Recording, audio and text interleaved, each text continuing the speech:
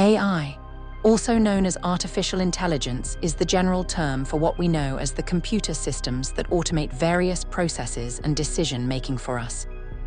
Ever since the innovations of large language models and computer vision, the world of AI has dramatically expanded, encroached, and proliferated before society had much time to respond. Due to this, most if not all models are trained off of literary and visual works taken from the internet using a technique called data scraping. During this process, an AI is trained on vast amounts of often copyrighted or otherwise stolen artistic works, and while it makes for the best possible training, it's simply impolite to take someone else's ideas without asking. That is why for AI to work in the creative world, all systems must be consent-based and aimed at synergy and collaboration rather than tyranny and zero-sum games. But why take my word for it?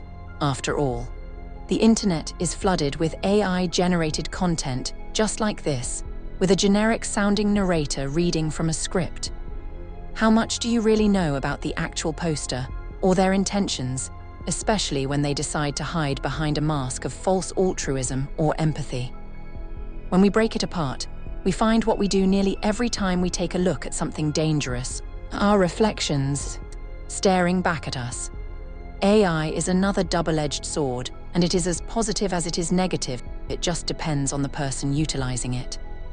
Some will choose to generate everything to make a quick dollar or a scam. Others will find ways to imbue their creative works with more life than we have ever dreamed. While the negative implications of job loss and oversaturation cannot be overstated, I wanted to try and give a more hopeful outlook first. Gaming is a great example I like to think on. We already have the means to create fully immersive dialogue that changes every single time with GPTs, and generative coding will allow developers to create more expansively when they choose to also put in the work, instead of letting the AI do everything. Eventually, we will likely see games that are self-expanding, utilizing AI to make truly infinite worlds or personalized expansion content. This process of giving your full creative potential and insight while strategically utilizing AI to help fill in the gaps is known as AI-assisted art, or AI-augmented art if you're fancy. The line for how much is human and how much is machine can be tricky, and often shows itself more depending on the parts of a project you need help with. At this point, AI isn't going anywhere unless the entire world follows it, so it's best to adapt. Whether you use it to plan logistics or having it actively participating in your work is ultimately your decision as a creator. You can also choose not to use it at all. The value of human creativity only disappears when we do. In my own work, I often create worlds, lore, characters, and the systems or societies they live in. Typically, I use AI to organize, expand on ideas, explore potentials, and design personas to give immersive depth to characters. While the benefits are tangible, and the silver linings within reach, there is still the fundamental issue of crediting creators for their original works. As an artist, I have strange, mixed feelings about it. On the one hand, creators deserve to be rewarded for what they put into the world. On the other hand, the very implication of IP protection is that ideas are ownable.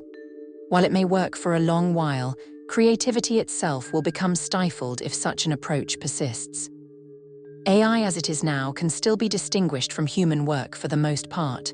Short loops, glitches, background faults, and more are dead giveaways in almost every scenario.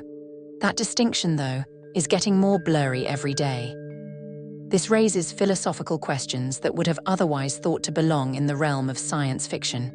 Questions like, is a perfect simulation the same as reality? Can a machine be aware, or is it perpetually blind to its own output? If an AI can feel pain or even just simulate it, are we obligated to treat it any differently? While I don't think the answers to these questions will come anytime soon, I think the issues they stir could be closer than imagined. If an artificial intelligence can match us cognitively, it stands to reason ushering in an age of AI slavery is not the ethical choice and will certainly have consequences.